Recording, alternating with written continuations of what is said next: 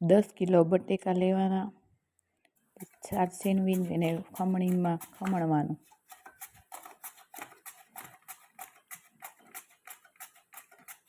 ખમણીને સીધું પછી પાણીમાં જ નાખવાની એટલે કાળી ન પડે.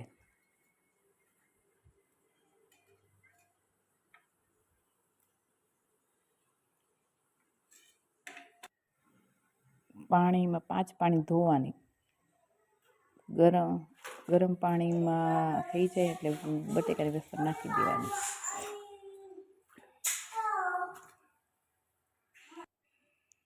એક ઉભરો આવે એટલે કાઢી લેવાની.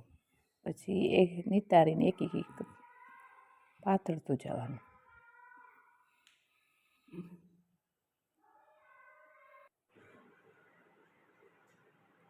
બે દી તડકે તપાવવાની.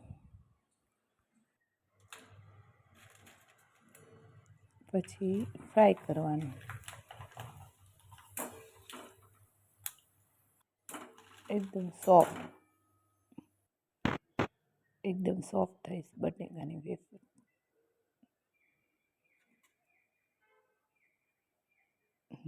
નાનાથી મોટા બાળકોને ભાવે એવી.